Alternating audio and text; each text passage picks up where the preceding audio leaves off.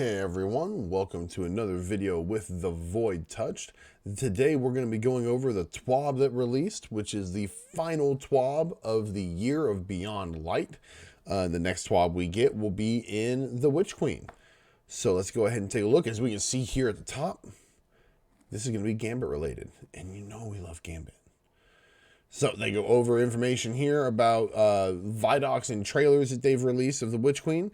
Season of the Lost has opened up its last mission, the Exorcism mission, where you're going in and removing Savathun's worm. We have the launch trailer. If you haven't seen my reaction breakdown video of that, card's up there. Go check it out. We'll wait. It's pretty good. Then we have another little mini Vidoc about the glaive. It tells a little bit of extra information about the development of the glaive. They mentioned in there that it was in development, I believe it said, for 2 years. They were developing this weapon, so they've known for a hot minute that they've wanted to bring a weapon like this in. Which means it was in development even back in probably in the Activision days. Early development at the end of the Activision days. So that's really cool to know that that's how long a weapon like that takes to develop, conceptualize, test, thousands of times test it in order for it to make launch for the game. So that's really cool. So we're talking about Gambit today, which I like Gambit. I liked Gambit when it was first shown. I thought it was a super cool and unique game mode for us to play in. I had a lot of fun with it. I knew a lot of people that had a lot of fun with it. Gambit Prime came out, and it was Gambit Classic and Gambit Prime having 2 different playlists, having the armor sets, and then when Beyond Light came out and they sunset a whole lot of that and combined Gambit Prime and Gambit Classic into just Gambit, it became like a demoed experience of what Gambit was. And we read in here, they do tell us that a lot of that was because of hardware limitations and space limitations and problems within their ecosystem. They couldn't do that. So they explain here the original intent of Gambit, and then they explain that in Beyond Light with that, they had to streamline it, and they had to transform the modes, and because of technical limitations, they could not put in as much as they wanted to. So now they're going to update Gambit. They want to keep the important aspects of what Gambit is. So now they're going to make sure that they... no. So ultimately, they want Gambit to represent certain things and have key aspects that are core beliefs that create this game mode whenever they're approaching it. You can showcase both your skill at fighting in Destiny and the variety and focus of your arsenal. It should be as inherently fun and rewarding to shoot aliens in the face in Gambit as it is elsewhere. So they're wanting it to be one of those where you can go in, you can show off how badass your PvE build is. This is where you go to show, hey, I've gotten all the mods, I've gotten all the weapons, I've gotten all the gear. Come watch me slay out on all of these enemy aliens. I'm not killing other Guardians unless we invade, but I'm tearing it up in the PvE portion. Come check it out. And yet, at the same time, a good invader should be able to turn the tide of a match, but a good invader should be no more important than any other equally skilled team member. A good invader does not have to mean a PvP god loaded up with the best tracking one-hit kill weaponry. This is specifically talking about the economy that it is right now. An invader coming in should be able to turn the tide of the battle and make it a challenging aspect. But the way it currently is a good invader can go in back to back to back to back with the truth. And it's a homing rocket launcher, and it just kills everyone. Or you go in with Eyes of Tomorrow, and it's even worse. And because they can kill everybody in one hit. Gallowhorn is no better. So they are indicating what they want versus what they know that it currently is. And then we have players defending against invaders should have ample tools to fight invaders without worrying about using up ammunition dealing with tougher enemies. And players should have methods for recovering from a devastating invade. So what they're saying is if an invader comes in, you shouldn't have to expend all your resources on the invader and then still have to worry about all of the PvE enemies you have to fight that you now don't have the resources to actually dump into them. So they're wanting a more healthy economy so that you can have your whole arsenal available for PvE and for the invader for the PvP side when it happens. It should be rare that a match is out of your hands as a player or that an outcome is preordained early in the match. So as it happens right now, sometimes like you get over there, the rubber band effect that it feels like Gambit has smacks you hard into the dirt, but it's not happening to the other team. And then they get an invade, and they get an invade, and they get an invade, and like you don't even get more than 10 motes in the bank. And they've already got their primeval up, and then they melt it immediately. So sometimes it does feel like that a Gambit match is determined before you even set foot on the actual playing field. And then working together with your team to overcome tough enemies, the primeval, a high-value target, or an invader should feel as gratifying as a hard nightfall.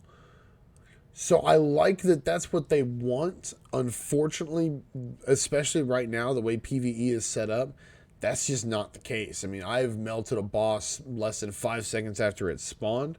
I've gone in and wiped out an entire wave of enemies by myself. There are people that can solo Gambit and effortlessly do all of that. So it is gratifying, like a hard nightfall, but it's not gratifying because of teamwork. PvE builds are bonkers right now, so it makes that very, very hard to actually quantify. So the upcoming changes are going to fall into 5 categories: the core activity itself, ammo economy, primeval tuning, invasions, and rewards. So the first set of changes we're seeing here are from the core activity changes, which is what Gambit itself is. That is changing. The first thing, an excellent addition, Freelance Mode. Freelance should exist everywhere. With Gambit, it's going to be a little interesting because it will split the player base for a little bit. It's going to be rough if you've got 2 people and you go in and you're constantly matching up against 4s and like all 4 stacks, and because you're 2 people or 3 people even, and no single person is going into the Gambit queue. Sorry.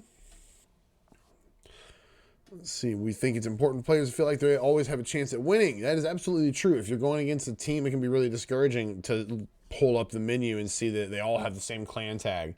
And it's like, oh. Like, what am I supposed to do against that? All right.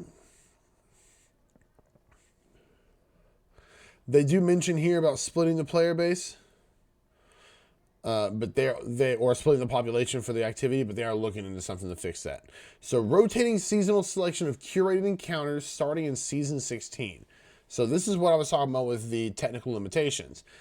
Due to production issues, they only bring 1 of the 3 variations forward into the new activity, which is you get a randomly selected encounter from a list of 3 for each enemy race on each map. Those issues have been fixed, and they're now bringing the missing variations forward. However, because of the variations being locked down like that, they did notice that being able to get faster and better and do more against these specific enemies in these specific areas made it more fun for a lot of people. Because it's always, Hive, like they say, the example is Hive on Pacifica. We know if we're going in there, we know for a fact there's going to be those damn shriekers. So they're doing something just like that for next season, next year. I believe they said it's going to be season. Yeah, it's going to be season 1. So for season 16, all of the Gambit encounters in general are going to be somewhat curated. They're going to be rotating out certain combinations of stages and encounters and enemies. And so I'm really looking forward to being able to grind those, finally getting some variation on Gambit after a year. It's going to be fantastic. They are saying that the Shriekers on Pacifica are going away. Respawn points have been added to all fronts, which is the areas that the enemies spawn in. So if shit goes down, instead of you respawning back at the beginning, you'll respawn to the closest section you're going to be fighting at. Let's see. More respawn points spread throughout fronts should help you get back into the action faster and provide for less predictable spawn points during invasions. Because right now, there's one spawn point for every map. And they know it. Like, you get killed, that's exactly where you're going to be. So they can just sit and farm you out, or if they get one kill, they can just sit and wait for the rest of your team to come back out of the respawn point themselves. So this is going to make it to where it's a lot less predictable, and I love that. When you die, you now drop half the motes you were carrying. This takes away some of the sting of getting invaded, and like it says here, bad luck fighting enemies.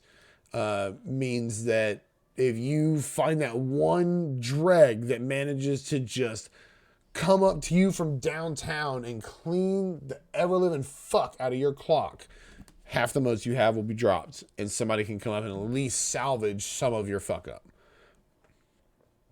Players can be revived by other players 2 seconds earlier, and auto respawn is delayed 2 seconds. I cannot tell you the number of times that I have been trying to get to an ally to revive them. My revive fully, like, the circle completes and everything, and they respawn back at the spawn point because it immediately teleported them there when the timer hit 0. So giving it a 2-second delay is going to change everything. And allowing us to revive them 2 seconds earlier, once again, like me having to stand there on someone's body in a game mode like Gambit and just sit and wait, kind of look around, maybe like have some tea or something. Just like I can't, like, it's ridiculous. So now that they've made it to where 2 seconds earlier, I'm not going to be able to even get my whole teacup out. I'll just be able to get, oh shit, it's time to bring them back. And it's done. I love it. Let's see. All shields have increasing resistance to non-matching damage types. So they say it's not as severe as match game, but there is some resistance. So when it says increasing, I'm assuming that means every wave of enemies in the fronts are going to have a scaling increase in resistance until it reaches an upper threshold that is probably just slightly less effective than match game. And then a rules of Gambit node added to the launch screen, and numerous Gambit specific hints have been added to the load screen. This way, like, Gambit now feels like it's supposed to be part of the game. Previously, like, whenever we would go through the loading screens or anything like that, it little scrolls the hints down at the bottom of the screen like that. It never really said anything about Gambit. Everything was like super basic, didn't really get into detail. While strikes are like, oh, if you like close your eyes and turn around and jump 3 times and then slide forward, you'll end up at the boss room type of shit in the tips. So it's good that they're actually adding some more variety to that and putting Gambit finally in there. So now blockers, draining, and the bank. While they're not doing any like drastic adjustments, there are some tweaks here that are not just interesting. I think they're going to be potentially balance shifting in some aspects. So the 10 mote phalanx blocker has had its health boosted a little bit. It's in a good spot. They just gave it a little bit of a bump in its survivability. That way it sticks around for a lot longer, because I'm telling you, you can run up and pretty much one tap those things. So making it to where it's going to take at least 2 shots on some blasts, it's going to be great. The 15 mote night blocker now gains a stasis attack. They wanted to pull its health down because they thought it was a little too beefy, but with the ammo changes that are going to be coming up in a little bit, that was no longer a problem. And they did think it was going to be a little more tactically interesting to bring stasis attack in, because that way it's not more deadly, it's crowd control, and it locks you down, and it makes you think more tactically, and I like that. Mote drain from multiple blockers continues even if the opposing team is in primeval phase. Now, I've seen a little bit of confusion about this, and here's how it's going to work. Currently, whenever you're draining motes from your opposing team, and even in this system, what they're talking about, it's going to be draining motes at a certain interval. When the other team grabs a primeval, if you have motes, or if you send 2 more blockers over there, you will be gaining motes at the same timed interval that was happening previously. They just won't be losing motes. It won't be taking away the primeval. It won't be healing them. Nothing like that. All it's doing is it would allow the other team to catch up faster. It does say that it does incentivize the team in the lead, or the team with the primeval, to kill the blockers instead of focusing just on the primeval. That way the other team doesn't get their bosses fast. Now, moat drain is paused if a player is near the bank and actively engaging the blockers. So as it works right now, if you're up there, there's two blockers and they're draining moats, and you're gunning them down with your Huckleberry because you just got revived. You have no special ammo to speak of that will help you, and you're doing your Kanye best. It feels really bad when they drain like 20 of your motes before you're able to get both these blockers killed. Now, whenever you're in that exact same scenario, you'll be able to keep unloading with your little Huckleberry on these knights, and they won't be draining any motes because you're fighting them. Now, if they kill you, they'll start draining motes again. But if you're still there and you're actively engaging them around the bank, then they won't be able to drain any motes because you are there to cause interference. I like that change. I really do. I think it promotes an actual guard of the bank. They tried to do that previously with the Gambit Prime set, the yellow set, and it didn't go as well as intended. So I think this is going to be an excellent step forward to make it actually a lot more likely that you'll have somebody that will make it their purpose to protect the bank. Ammo economy. We know ammo economy is so freaking janky across all the different game modes. If you're not running ammo finders in PvE, you're not getting the ammo you want. If you're running ammo finders in PvE, you're not getting the ammo you want. So it's PvP ammo is plentiful, ammo is scarce. They're doing a new rework for PvP where now you can only drop one special ammo no matter how much you are carrying. If you're running scavengers, you can pick up more from an ammo brick, but they're really cutting that down. So in Gambit, they're adjusting it to try to make it fit more with this game mode. Now, whenever you complete a wave, in that front where the enemies spawned, a chest is going to appear, and that chest is going to give out special and heavy ammo in small amounts. And once it's looted, it'll be available for 20 seconds. And it will be every time you complete a wave. Every time a front is completed, the chest will spawn. You grab it, you get your ammo, you keep going. It's only there for 20 seconds. There's no reason to try to save these things either. Grab it, go use your heavy ammo in the next area. You got a Gallahorn? Use your fucking Gallahorn. Killing a high-value target spawns one normal heavy brick for each player, which is fantastic because there's no guaranteed way to get heavy ammo to spawn right now in Gambit. If you have finders on it and heavy ammo spawns immediately for you, your team is suddenly at such a massive advantage because heavy ammo is so useful. Now with a guaranteed way of saying, hey, you have these chests that you can loot to get your ammo out of, and now you kill a high value target and a regular brick drops. It's awesome. During the primeval phase, ammo chests spawn in one of the fronts every 60 seconds. So there is a change in a moment about how the envoys spawn. We don't know if these fronts are going to be linked to the envoy spawn or if they're going to be separate. I hope they're linked, but it is very possible that they are separate, so you'll have to pay attention to that. And then limited special ammo, heavy ammo bricks to only spawn from enemies if you have finder mods equipped. Normal ammo bricks will not drop. If you want to get ammo from enemies in Gambit, you have to be using the finders, and only a limited number are going to drop from the enemies. You can't keep farming out enemies to get more ammo, and it's not really, it is randomized, but it's not random how much you can get as an upper cap.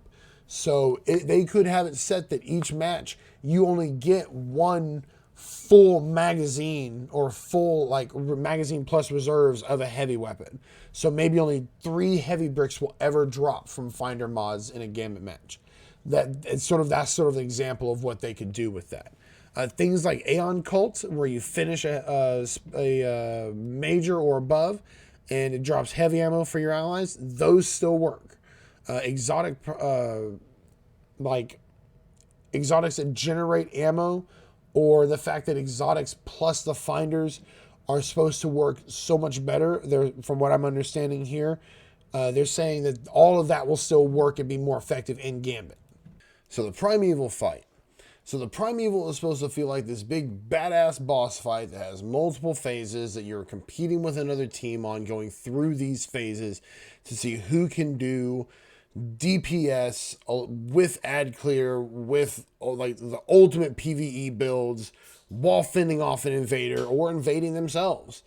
As it stands right now, that's not what's happening. Primeval spawns and they're dead. They're deleted. You get Cartesian coordinates, bonk swords, bonk hammers, even right now, destroying the competition. So what they have done is they have retuned the Primeval health and the Slayer stack bonuses. Now burning the boss after 3 rounds of envoys is probably going to stay roughly the same, but burning out a boss on 1 envoy or 2 envoys is going to be significantly more difficult. Envoys now spawn with friends out in the front, and rather in the bank area. So instead of the envoys spawning in the middle with the boss, they're now going to spawn out on the sides where all the enemy spawns in the front. You have to go out there and you have to kill the envoys and come back to the boss. When the envoys spawn, they create an invulnerability shield around the Primeval. Both envoys have to be killed for the shield to go down, and you can start doing more damage to the boss. Envoys will respawn at about 30% of the damage being done to the Primeval. It varies because it's assumed there's going to be invaders and they're going to be killing you and things like that.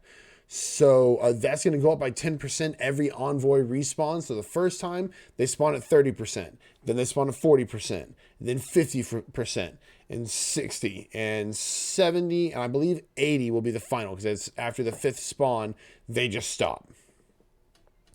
The Meatball, the Primeval Servitor, the big giant pain in the ass in the sky that shields itself and all the enemies, it's gone. The way its shielding mechanics worked, it was going to cause a lot of problems with this new system, so they just removed it.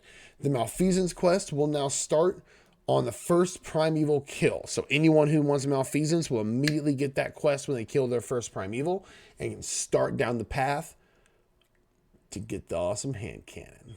All right. So the modes phase, so what they're saying here is the modes phase is going to be significantly quicker. The Primeval phase is going to be longer. You should expect matches to be about as long as they are now, but they'll be watching to make sure they aren't too short or too long. Invasions. Now, this is one of those things where previously, when Gambit was first released, the way it worked is the light level didn't matter unless you were going into the PvP part of the Gambit game mode, which was invading. Then your power level mattered. Well, apparently they disabled that when they started Beyond Light. So they are now officially telling everyone that it has been disabled. We've seen rumors and notes about it for a while, but they have officially said, no, it's disabled. So your power level no longer matters in any part of Gambit whatsoever. So one of the mode phase invasions has been removed. Previously, it was you would bring them in at 25, 50, 75, and then 100 was when you'd summon. Now it's 40 and 80. And they don't stack anymore. You can't save them up. You can't get 40 in and get an invasion, get 80 in, get a second invasion, use this invasion, and then use that invasion immediately when you come back. That doesn't happen now. If you get one at 40 and you get to 80 and you haven't used the 40 invasion, that invasion goes away. Now you just have the 80 invasion. If you want to use the invasion, if you want 2 invasions, use it when it pops up. When you invade, you can now no longer see how many motes your enemy are carrying, which means you can't prioritize targets. It takes away a little bit of the strategy, but it also means they can't bully you. Because there were some people that they would sit and they would bully the shit out of you so fucking much because they'd see that you have 15 and they would just fire a rocket in your general area and it would hit you. Not anymore. When they aim down sights with rocket tracking or sniper zoom or anything like that, your nameplates disappear, so they can't see your nameplate through walls anymore. Now, there was a bug with the primeval heal effects, and I've seen it a few times where if you get an invader, a kill as an invader, and it's like, oh, they're death healed the primeval, and you would see the primeval's health just barely bump. So it was doing a random variable of how much health it would refill from between 5 and 35%, which is not correct. They have now fixed it so that it heals 27% every time, which sounds like a lot, and honestly, I think it should be. If I go in and invade a team on a Gambit match and I wipe the entire team, their Primeval's health should be full. Period. If I wipe like 3 of the 4 people on the team, that Primeval should be damn near full health, if not all the way back up. So I like it. They say it's a lot less because optimal was roughly around 29-30%. Of course, anything better. But so this is still going to be less than we're seeing now when it comes to the good timed, the well optimal team wipes. Rewards. Now, last season, Trials of Osiris got a badass rework that allowed us to focus things, target farm gear, armor, weapons, everything. Gambit is getting that exact same rework now. So, focusing. You can focus the Gambit engram into either Gambit armor or Gambit weapons for 10,000 glimmer and 50 legendary shards. It's randomized at that point, and you can be like, hey, give me whatever armor you got, give me whatever weapons you got. I don't really care what it is. I'm just farming out some decent rolls of all of them. Or you could come in and target farm. So the Gambit weapons include the Crowd Pleaser, which is this grenade launcher, the Trinary Systems, the Bottom Dollar, the Servant Leader, and I believe the Borrowed Time. Yeah, Borrowed Time. And then this has the Splicer symbol, but we see in a moment that it's not Splicer armor. This is armor for this next season for Gambit. Come on. Thank you.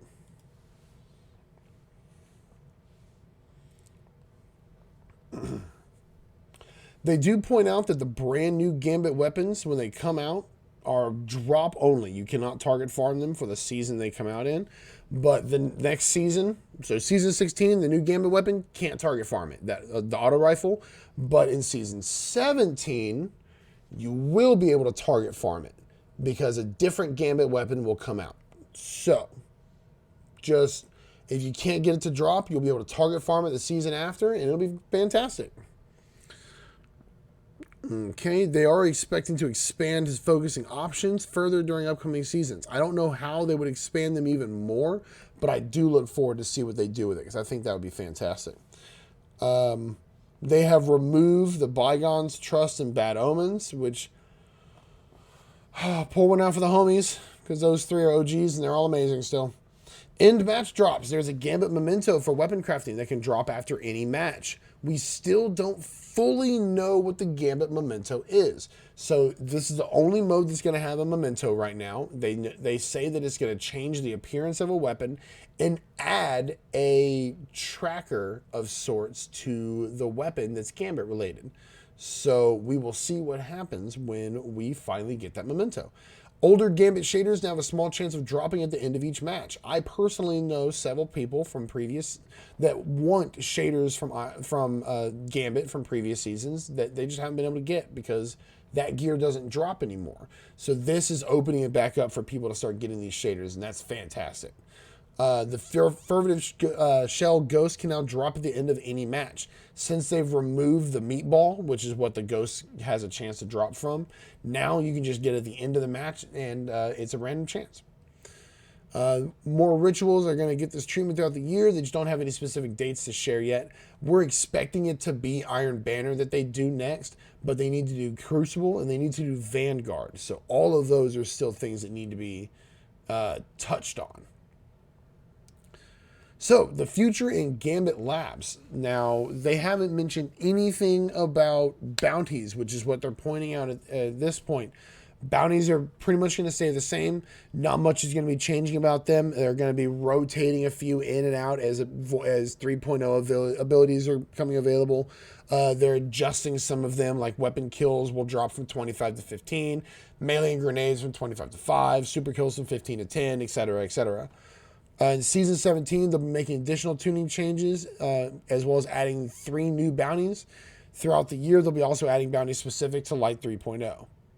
Here we see a quick preview of the Drifters menu. Got this neat looking shader, cool looking ghost projection, and then this is the new ritual shotgun that is going to be available. So, Gambit Labs, which I'm actually really excited about. They're going to be introducing some Gambit Labs, much like Trials Labs, where they're doing experimental concepts that change or tweak some core aspects of Gambit to see how they play better. If people like them, enjoy them, if it changes it up enough that people are coming and flocking to it, or if it's pushing a lot of people away and they should never touch that sort of concept again. These are 2 different modes. They're going to be cycling through different weeks. We don't know if they're going to be repeated, but it says these will run for 1 week each and will take over the base Gambit nodes.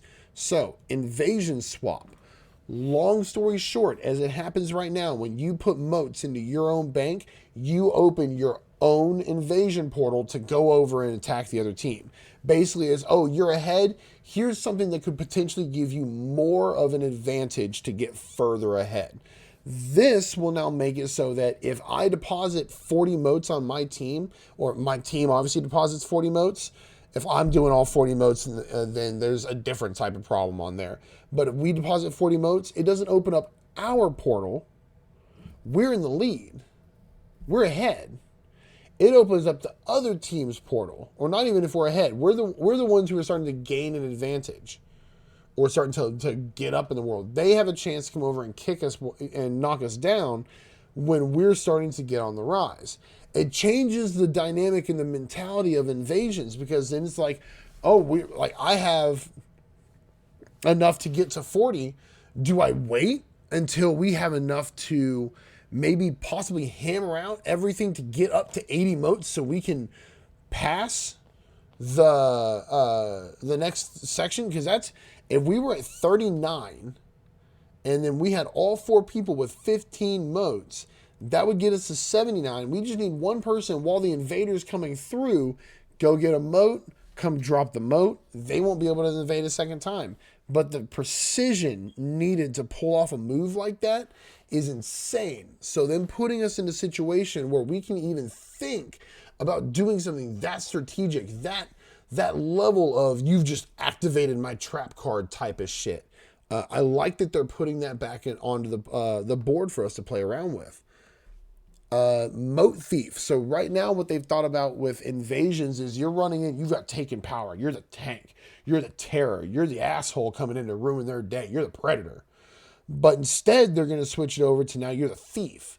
So you teleport over there. Your goal is no longer to go kill everybody. You can try to go kill everybody. And I'm assuming when you kill all 4 on the team and you heal things or make them lose motes or anything like that, it teleports you back as normal. But in this mode, in Moat Thief mode, double blockers don't drain motes from your enemy anymore. Every second an invader is in your Gambit arena, in your world, they drain a mote from your bank and send it to their team. Every second an invader is there. They're there for 30 seconds. So they could take 30 motes from you and gain 30 motes for their allies if all they're doing is just hiding. Do you know how good I am at hiding on a Gambit map? Not very good. But I'm a hunter, so I can turn invisible, so that'll help. So, I really love the concept of being a moat thief and going in there and just absolutely wrecking shit like that. It's going to be great. So for Trials of Osiris, they do mention they didn't forget about it, but this season is focused on revamping Gambit, so not a lot of changes are coming to Trials. They're going to be keeping Capture the Zone and Freelance Weekends, as well as a few reputation updates that are coming that they've already mentioned in the previous TWABs. Season 16, they're going to have 7 maps for the season, including one that they're going to have the community decide on. So we're going to have to keep an eye out on, like, I think Twitter or emails. They're going to send out a survey to find out which ones we're going to have in there.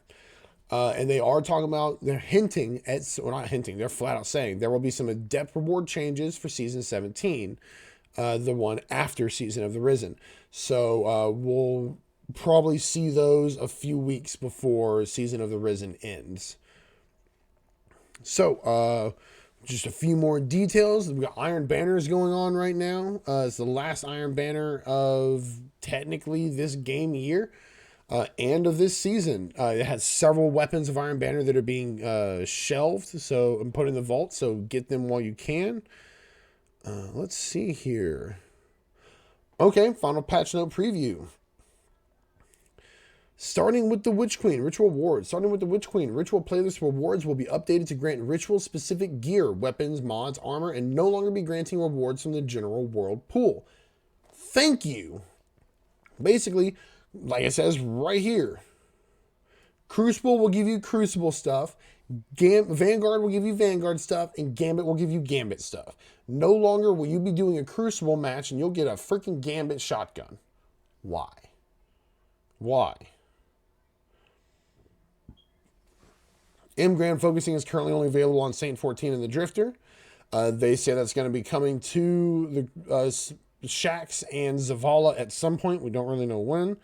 World Engrams will continue to be granted at major ranks. So you get ritual-specific gear in the playlist, but in the major ranks, you get world drops just to kind of keep it varied a little bit. And I'm 100% chill with that as well.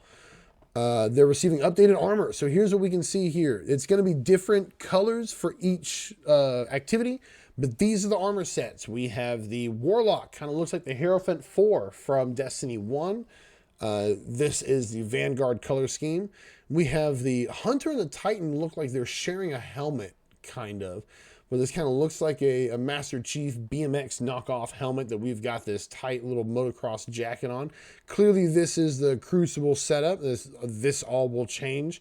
This is actually the gear for all 3 of them, I think, that we saw them in the trailer, the launch trailer at the end when they're getting ready to go into the raid. This is the armor sets that they were wearing that are in this picture. So now we've identified those armor sets. And this is Gambit. We actually saw this set earlier in the screenshot with the Drifter. This is the one that had the Splicer symbol on it, but it's clearly not a Splicer set. Eternity and Vostok are returning to the Crucible with Witch Queen. I've seen some people be a little salty about that. I understand. I like Vostok. Eternity was neat aesthetic-wise. I don't play the super professional stuff like Trials of Osiris that often, so it is what it is. I think it's going to be great having them back. We're moving into a system that with these glaives where I think a lot of people in PvP are going to be just glaives. Like, just glaives. That's what they need to do now, is make a game mode in PvP where it's just glaives. And then it's just people running up and stabbing the ever-living shit out of each other. If they didn't think of this game mode to be launching with Witch Queen, I'm sad and disappointed. Eververse, no changes. I didn't expect any of it. It's in a pretty good spot. This was the final week to get the 700 Bright Dust in celebration of the 30th anniversary. So make sure you're grabbing all of that. One thing they don't really explain, it says that all the 30th anniversary Eververse stuff is going away. I don't know if that means that you'll like literally never be able to buy it again, or if it's going to come through in rotation. I'm trying to get some clarification on that. I'll put it up on my Twitter or something whenever we find out. These are the armor sets that are going to be in Season of the Risen that will be available for Bright Dust. And let me tell you, they look awesome. Like Warlock with the flaming V on his face, the Hunter with these Pokemon looking eyes, and the Titan being a Titan. So, Season Pass changes, however.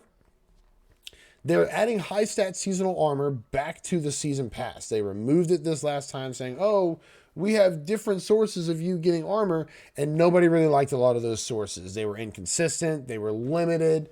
At first, they were unlimited, and people thought it was great. And then Bungie went in and limited them, and it didn't go over well. So now individual pieces will be awarded between ranks 57 and 87. Last time, these were sets of armor that were all tuned to the same stats, and they were high spiked in certain stats that would usually accent whatever playstyle is being pushed for the season. Grenades, melees, defense, mobility. So if it's going to be just like it was before, all of these armor sets are going to have the same stat spikes and the same jumps in like 1 or 2 specific stats. Legendary engrams have been replaced with focused unbolt engrams, which is going to be how they get different pieces of armor. And all the unbolt engrams are at tier 2, which is excellent. Season Pass emblem has been removed, and we've introduced the Season Pass Sparrow. So I'm glad they did that. There's a ton of emblems. I love how many emblems there are, but there are so many emblems that it's starting to get hard to keep track of a lot of them, and no one's ever going to be able to wear all of them. I have like 10 emblems that I love, 6 of which stay on me at all times, and I'll switch in between them. It's tough. It's tough for my emblems. Season Pass Scrounger Bonuses have been overhauled. So now the way it used to work is it would just increase the chances along with the whirlpool, and the statistics still got really messed up, and it was specific to ritual activity. Crucible would give you this one. Vanguard would give you this one. Like, oh, you unlock this perk, your Crucible has a higher chance of dropping type of thing. Now it's for all ritual activities. You unlock the first perk that says, hey, you can get all of these weapons from any ritual activity at like a 3.5% chance. And then you get to the second perk, and it's like, oh, cool. Now you can get all the same stuff from the same places at a 7.5% chance. They say that the drop chance is unchanged from previous seasons. I don't know if that's what the actual percentage is. Just numbers off the top of my head. The Armor Scrounger bonuses are no longer separated by ritual activity. Basically the same as the Weapon Scrounger bonuses. They're now going to be applied to all ritual activities, and there's only one, and it is the exact same drop chance as there was on all seasons when they were split out. Aside from the emblem, no other items have been removed from the season pass. They've added some upgrade modules. They've consolidated glimmer and legendary shards to make room for the high stat armor. And they've also changed some of the order in which our rewards are required to tune to accommodate some of the above changes. The Thrallway, RIP Thrallway. The Shadow Thrall no longer grant glimmer, engrams, experience, none of that. No longer can you go farm Thrallway to get your season pass into crazy numbers. And I really do like that. Boss Stomps. Adjusted the physics knockback for boss stomps. This should result in fewer deaths from being knocked into objects. So next week, there'll be a full roundup of patch notes available to read through. Time is currently to be determined, but our goal is to give you some light reading before launch. So what is most likely going to happen? They're going down the night before on Monday.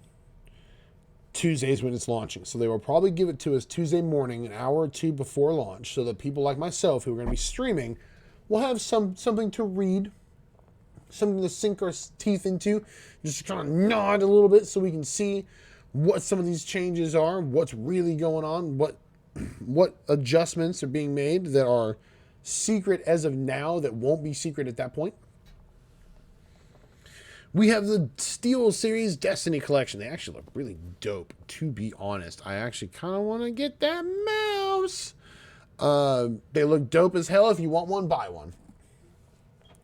Twitch subscription bounty. Look at that bountied emblem. It looks amazing. You want to get that? Come on to my stream. Gift 2 subs when you have your Bungie.net account linked to your Twitch account. Make sure that you see my widget for the Destiny 2 app. Gift the 2 subs. Go to Holiday, and you will get this emblem. It's amazing. Get out of my swamp. Thank you, Shrek. All right, so scheduled maintenance. Destiny 2 will be brought offline 6:45 p.m. Pacific Standard Time. That is 8:45 my time. 7 p.m., 15 minutes later, preload up for update 4.0.0.1 will be available on all platforms. So 15 minutes after it is brought down, the preload starts, and you can pre-download Witch Queen and have everything all up to date and ready to go. Servers will just not be back up. February 22nd, 9 a.m. Destiny 2 will be brought back online. Update 4.0.0.1 will be playable on all platforms and regions. An hour later, Destiny 2 maintenance is scheduled to complete. So, an hour before reset, they are expecting maintenance to be finished for everyone to start logging in. I think that is a smart move, to be honest. It's an hour before all the content goes live. It's an actual hour before. Technically, their maintenance window is still open, but it's a whole hour before Witch Queen is supposed to be available to play. So sure, I was lucky and was number 5 in the queue, and I got in before everybody. I still have a whole hour before I can play with the new content. Void 3.0 will be available. Some of the more mundane things will be able to be played with, but none of the Witch Queen stuff will be up. The Enclave won't be there. The Savathun's Throne won't. All of that. So that could be a gangster play. We'll find out. We're gonna double back on that. I'm gonna put that on a sticky note and make sure that we address that after to see if it was successful. So players using the PS4 version of Destiny 2 will be required to download all associated Destiny 2 required content before playing the Witch Queen. So there's been some really weird stuff happening with the way people are downloading things on the PS4 and the PS5 right now. What they have to do is PS4 download of Destiny 2 and all required content will be large, but players will have a smaller installation size once the download is complete. So basically, it's going to be a huge amount to verify there's all this space on your PS4. But when it actually installs, it's only going to need that much. It's still bananas. Let's see. It's just to ensure that there's enough space for future content for Destiny 2. Exorcism, which is the new mission that went live on Tuesday, that is the end of Season of the Lost and inherently the final mission of the year of Beyond Light. Progression can be blocked if you move too quickly on the bridge encounter. If it does, double back, you'll be fine. Don't skip the final cutscene. Like who waits 4 or 5 months for a cutscene and then skips it? Really? They've disabled the option to join into this activity when it's in progress via matchmaking. If you join up on somebody's fire team while they're in it, you'll still be able to get into it. But if you matchmake, it won't drop you into the middle of it. Because this is a story-based mission, they don't want someone to drop into the middle and miss whatever small pieces of the story they may have been interested in seeing. If you do that, check the weapons you get. I may have mentioned it previously, and I'm going to mention it again, and I'll probably mention it again. Check the weapons because they are currently dropping with double perks, potentially in the 3rd and 4th slot. So just pay attention to that. The Wayfinder's Compass is also rotating. It's inventory for the mods and things like that, so everyone can make sure they get what they are before they flat out go away. We've had plenty of time with Season of the Hunt chosen as Splicer to get those mods, but Season of the Lost, we don't have extra seasons to be going behind to pick them up if we wanted to. So this is our last chance.